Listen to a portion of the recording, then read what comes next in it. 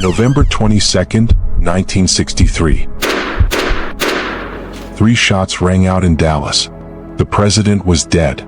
But what happened after the shooting may be more disturbing than the shooting itself.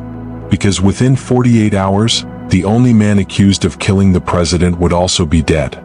No trial, no testimony, no recorded confession. And in those same 48 hours, evidence went missing, interrogations were never recorded, and decisions were made that would shape the official story forever. For over 60 years, investigators, forensic experts, and historians have argued over what really happened that day in Dallas. Not because the evidence is weak, but because it doesn't all point in the same direction. By the end of this video, you'll understand the one detail that makes a final answer almost impossible, and why this case refuses to stay buried. It was a beautiful Friday morning in Dallas, Texas. President Kennedy and his wife Jackie were riding in an open-top Lincoln Continental through Dealey Plaza. The crowd was cheering. People were waving. Everything seemed perfect. The president was there to smooth over political tensions in Texas and boost support for his upcoming 1964 re-election campaign. At 12:30 p.m., the motorcade turned onto Elm Street. That's when it happened. 3 shots. Some say they heard 4. Others claim they counted more. But within seconds, President Kennedy was hit. The first bullet struck him in the upper back and exited through his throat. At least that's what the official story says. The second one missed entirely and hit the curb. The third shot was fatal. It struck the back of his head, and the impact was devastating. Governor John Connally, who was sitting in front of Kennedy, was also wounded. Jackie Kennedy, in her pink suit that would become stained with her husband's blood, climbed onto the back of the car trying to retrieve a piece of his skull. A Secret Service agent pushed her back into the seat as the driver rushed to Parkland Memorial Hospital. At 1 p.m., doctors pronounced John F. Kennedy dead. He was 46 years old. The youngest elected president in American history was gone, and America would never be the same. Within 90 minutes of the shooting, police arrested a 24-year-old man named Lee Harvey Oswald. He worked at the Texas School Book Depository, the building that overlooked Dealey Plaza. Witnesses said they saw a rifle pointing out of a 6th-floor window. When police searched that floor, they found 3 spent shell casings and a rifle hidden behind some boxes. But here's where things get weird. Oswald was actually arrested first for shooting a police officer named J.D. Tippit about 45 minutes after Kennedy was killed. Oswald had left the book depository, gone to his boarding house, grabbed a revolver, and was walking through a neighborhood when Officer Tippit stopped him. Witnesses said Oswald shot Tippit 4 times and then ran into a nearby movie theater without paying. That's where police caught him. So who was Lee Harvey Oswald? He wasn't just some random guy. He had defected to the Soviet Union in 1959, lived there for almost 3 years, married a Russian woman, and then came back to the United States. He'd been handing out pro-Castro leaflets in New Orleans just months before the assassination. The guy had connections that made him look like either the perfect suspect or the perfect patsy, depending on who you ask. During his interrogation, Oswald denied everything. He claimed he was just a patsy being set up. He said he didn't shoot anybody. For 2 full days, police questioned the most important murder suspect in American history, and not a single second of it was recorded. That detail alone has fueled decades of speculation. Sunday morning, November 24, 1963. Just 2 days after Kennedy's death, police were transferring Oswald from the city jail to the county jail. Reporters and cameras were everywhere. The whole thing was being broadcast live on television. Millions of Americans were watching. Oswald was being led through the basement of Dallas Police Headquarters when suddenly, a man rushed forward from the crowd. His name was Jack Ruby. He owned a nightclub in Dallas called the Carousel Club. Ruby pulled out a .38 revolver and shot Oswald once in the abdomen. People saw it happen live on TV. The first murder ever broadcast on live television in America. Oswald was rushed to the same hospital where Kennedy had died 2 days earlier. He died there at 1:07 p.m., taking whatever he knew to the grave. Jack Ruby claimed he killed Oswald to spare Jackie Kennedy the pain of sitting through a trial. He said he was overcome with grief and rage over the president's death. But people immediately started asking questions. How did Ruby get so close? How did he know the exact time of the transfer? The basement was supposed to be secure. Was Ruby acting alone? Or was this the moment the truth disappeared forever? Ruby went to trial and was convicted of murder. He was sentenced to death. But he appealed, and during that appeal he fell sick. In December 1966, doctors discovered he had lung cancer. It had spread throughout his body. On January 3, 1967, Jack Ruby died in the same hospital where both Kennedy and Oswald had died. He was 55 years old. Before he died, Ruby gave several interviews where he hinted that he knew more than he was saying. He told reporters that people in high places were involved and that the full truth would never come out. He claimed he was being silenced, but he never gave names. He never provided proof, and then he was gone. 10 months after the assassination, the Warren Commission released their report. President Lyndon B. Johnson had created this commission to investigate what happened. Chief Justice Earl Warren led the investigation, and they interviewed hundreds of witnesses, looked at thousands of documents, and examined all the physical evidence. But there was one problem the Warren Commission couldn't explain, and it didn't involve bullets at all. He fired 3 shots from the 6th floor of the Texas School Book Depository. 1 bullet missed. 1 bullet went through Kennedy's neck and then hit Governor Connally, causing multiple wounds. This became known as the magic bullet theory because of the seemingly impossible path it traveled. The 3rd bullet hit Kennedy in the head and killed him. Jack Ruby acted alone when he killed Oswald. No conspiracy. Case closed. But even before the ink dried on the Warren Commission report, people weren't buying it. The magic bullet seemed too magical. The idea that Oswald could fire 3 shots so quickly and accurately with that particular rifle seemed unlikely to many marksmen who tested it. The fact that Ruby got access to Oswald so easily seemed suspicious, and the list of coincidences just kept growing. Over the years, more investigations followed. In 1979, the House Select Committee on Assassinations concluded that Kennedy was probably assassinated as a result of a conspiracy. They believed there was a second shooter based on acoustic evidence from a police dictabelt recording. However, later analysis disputed those acoustic findings.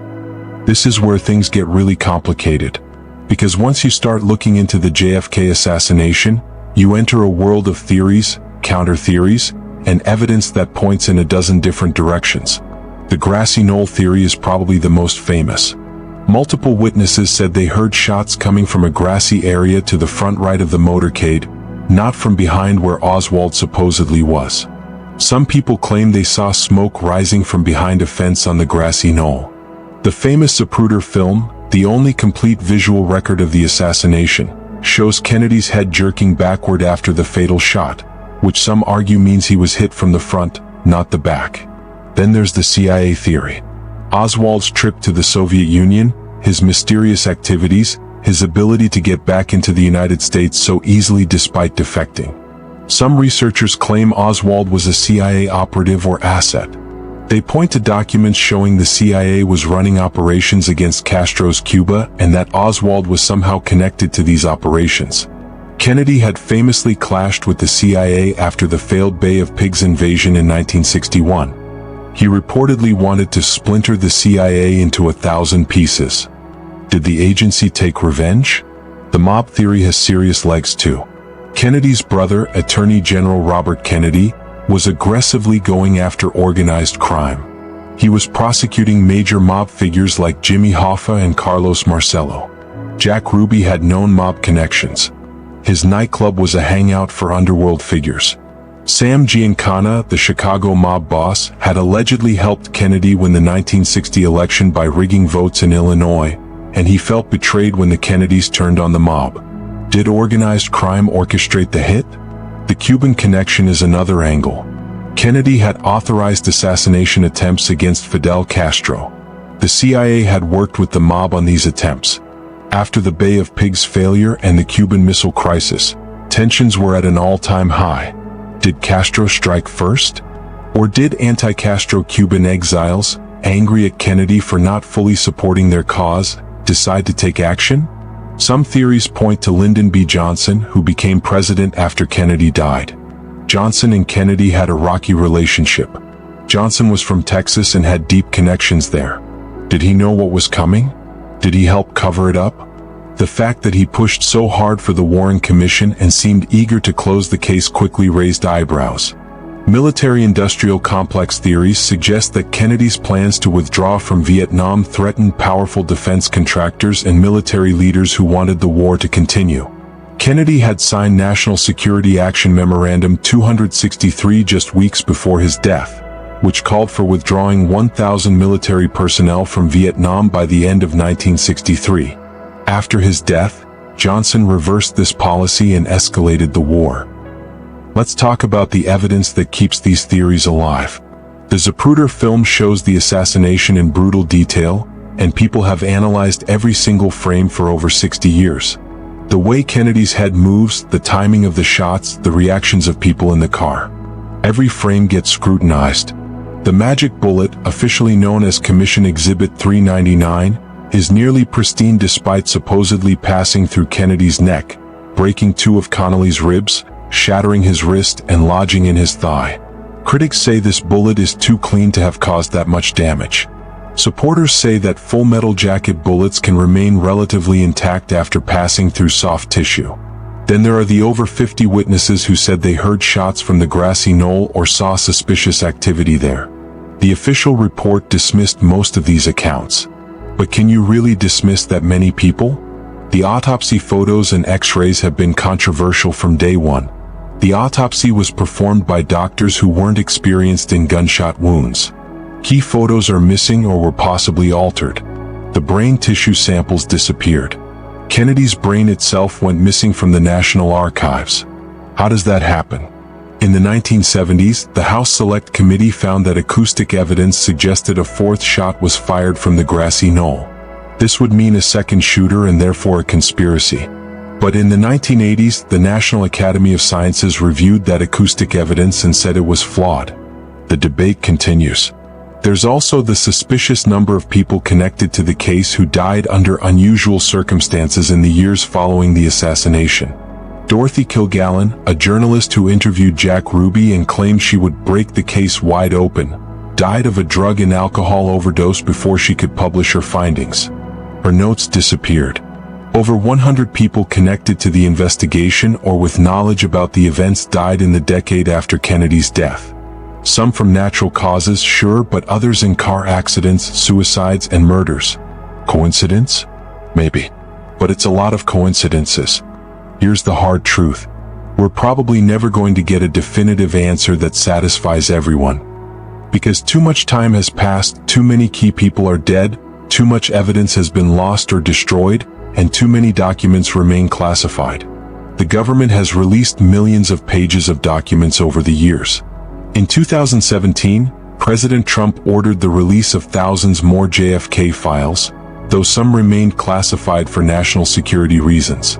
President Biden released more in 2021 and 2022. But even with all these releases, the smoking gun everyone's looking for hasn't appeared. Some documents won't be fully released until 2029. What's in them? Nobody knows for sure. Maybe nothing earth-shattering. Maybe something that changes everything. But the fact that documents are still being kept secret 60-plus years later only fuels speculation. The eyewitnesses who could provide first-hand accounts are dying off. Anyone who was 20 years old in 1963 would be over 80 now. The investigators are gone. The suspects are gone. The people who might have known something are gone. We're left with documents, photos, films, and endless analysis. Physical evidence has been compromised or is disputed. The bullet fragments can't be conclusively linked to Oswald's rifle using modern forensics because the chain of custody was questionable. The rifle itself was moved and handled by multiple people before proper evidence protocols were followed. The crime scene wasn't properly secured. People walked through Dealey Plaza picking up souvenirs. And then there's human nature. People see what they want to see. If you believe in a conspiracy, you'll find evidence to support it. If you believe Oswald acted alone, you'll find evidence for that too. Confirmation bias is real, and it affects everyone from casual researchers to professional historians. The official story has problems. No question. The magic bullet is hard to accept. The quick conclusion by the Warren Commission seems rushed. Oswald's murder before he could testify is incredibly convenient for anyone who wanted to silence him. But conspiracy theories have problems too. They often require dozens or hundreds of people to stay silent forever. They require complex coordination across multiple organizations. They require evidence to be planted and witnesses to be silenced. The bigger the conspiracy, the harder it is to keep secret. Yet somehow, if these theories are true, no one with credible proof has come forward in over 60 years. Most historians and forensic experts who've studied the case accept that Oswald fired the shots that killed Kennedy. The physical evidence putting him at the scene is strong. His rifle was found. His fingerprints were on it. He had the skill to make those shots. His behavior after the assassination was consistent with someone who just committed a crime. He killed a police officer while fleeing. The evidence against Oswald is substantial. Where experts disagree is whether he acted alone or was part of a larger plot. Some believe he was a lone nut, a troubled man seeking fame and importance. Others believe he was manipulated or used by others, that he may have fired shots but wasn't the only shooter or wasn't acting purely on his own initiative. Jack Ruby remains an enigma. His stated motivation, sparing Jackie Kennedy from a trial, seems weak. His mob connections are undeniable. His access to Oswald seems too convenient. But proving he was part of a conspiracy is another matter. He might have just been an unstable nightclub owner who made an impulsive decision. Or he might have been sent to silence Oswald. We'll never know for certain because Ruby's gone too. The most likely explanation, according to the balance of evidence, is that Oswald killed Kennedy. Whether he was put up to it, whether there was a second shooter, whether powerful forces knew about it beforehand and let it happen, those questions remain open. And they'll probably stay open forever. You might be wondering why any of this matters now. Kennedy died over 60 years ago. Everyone involved is dead. Why do people still care? Because it's about trust. The JFK assassination marked a turning point in how Americans viewed their government. Before Dallas, most Americans trusted their leaders. After Dallas, that trust eroded. The Vietnam War, Watergate, and countless other scandals would follow, but JFK's assassination was the beginning of that doubt. It's about accountability. If powerful people or organizations were involved in killing a president and got away with it, what does that say about justice? What does that say about who really holds power? It's about truth. In an age of misinformation and fake news, the idea that we can't even agree on what happened to our own president over 60 years ago is troubling. It shows how difficult truth can be to establish, especially when powerful interests are involved. And it's about legacy. Kennedy has become almost mythical in American history. He's remembered as young, charismatic, full of promise and potential. His death has been romanticized. Some historians argue that Kennedy wasn't actually that great of a president and that his reputation has been inflated by his assassination. Others argue he was steering the country in a bold new direction before being cut down. The truth about his death affects how we remember him and his presidency. New evidence occasionally surfaces even now. In recent years, researchers have used modern technology to enhance old photographs and films. Computer analysis of the Zapruder film has provided new insights into the timing and trajectory of the shots. Medical experts have re-examined the autopsy evidence with modern forensic techniques. But each new piece of evidence seems to raise more questions than answers.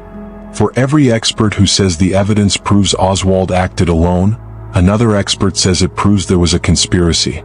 The case has become a Rorschach test where people see what they're predisposed to see. The bottom line is this. On November 22, 1963, President John F. Kennedy was shot and killed in Dallas, Texas. Lee Harvey Oswald was arrested for the crime. Before he could stand trial, Jack Ruby killed him. Ruby died in prison a few years later. The Warren Commission said Oswald acted alone. Many people don't believe that.